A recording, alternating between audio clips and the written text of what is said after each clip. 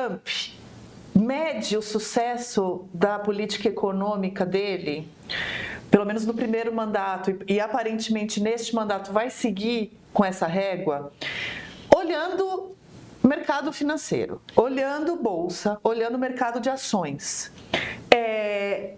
Ele tem uma visão, eu não sei se por causa da história dele de homem de negócios, investidor, ou se por alguma outra razão, se pelas alianças, inclusive, né, de quem o financia, embora ele próprio seja bilionário, ele não põe dinheiro próprio, né? Ele tem os seus financiadores políticos. O fato é que ele toma algumas decisões de política econômica muito baseado em como o mercado financeiro está reagindo. Então ele olha a bolsa subindo e fala, agradei, vou seguir aqui. A bolsa caindo, não agradei, vou mudar. Ao mesmo tempo que a gente sabe que olhar esses indicadores é importante porque revela humores e revela como os agentes financeiros estão enxergando as oportunidades daquele país, a gente sabe que não dá para ser a base absoluta de uma política econômica, né? Inclusive pela volatilidade e tal. O que você interpreta desse parâmetro que o Trump usa? Perfeito. Vale dizer o seguinte, bolsa, ele é um fator importante no sentido de você observar, mas muito mais do que o índice, se ele está subindo ou está caindo, é por que ele está caindo e subindo. Por exemplo, quando a gente teve a situação no Brasil, né, dali das falas do Haddad e algumas outras mudanças em relação ao dólar e a bolsa brasileira, as pessoas ficavam, mas o Brasil está crescendo, por que a bolsa se comportando assim? Se você entende que a expectativa do mercado é que o Brasil não vai conseguir controlar a questão fiscal, aí você entende por que caiu. Uhum. Se você não entende por que o índice está se movendo, fica muito difícil até usar ele como um dos parâmetros possíveis. Uhum. Por exemplo, nos Estados Unidos, muitas vezes há uma movimentação grande porque um setor da economia está indo mal ou está indo super bem. Uhum. Então, os americanos, mais do que os brasileiros, participam muito da bolsa americana, né? Eles têm uma cultura de maior presença de pessoas comuns investirem na bolsa mesmo, comprarem ações e tal. Então, pode estar acontecendo várias coisas que tem nada a ver com o Trump.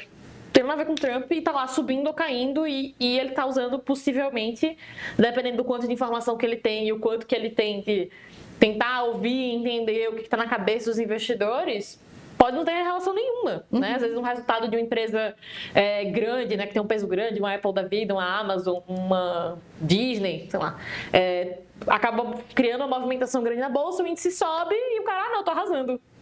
E aí no final os eleitores estão todos insatisfeitos, os setores de economia estão insatisfeitos com as medidas dele. Então é problemático porque não só o índice em si é incompleto, porque existe uma série de fatores, você precisa ouvir as pessoas que estão ali gerindo aqueles fundos, entender o que está passando na cabeça dos investidores, mas também porque assim como o dólar, né, é multifatorial. Uhum. A gente, claro, consegue quando tem uma fala, tanto em qualquer país isso, né? E isso gera uma movimentação mais fácil de você entender. Mas é importante prestar atenção para não criar um único índice para ser o guia de todas as decisões econômicas. Até porque, às vezes, decisões econômicas são de longo prazo.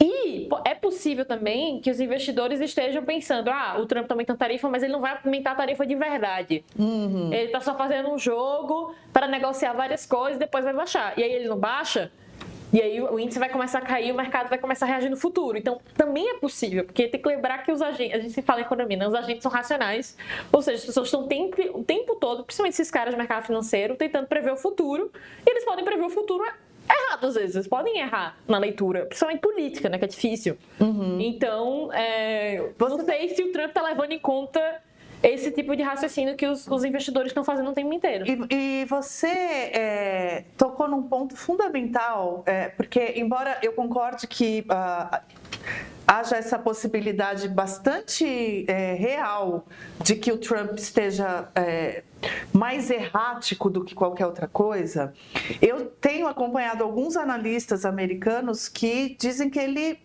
primeiro, que ele acredita em tudo isso que ele está falando. Que não é uma coisa tão não é tão randômico. Quando ele diz que ele quer transformar Gaza num resort, não é não é cortina de fumaça. Sim. Ele quer transformar Gaza num resort ao custo de quantas vidas humanas isso for necessário.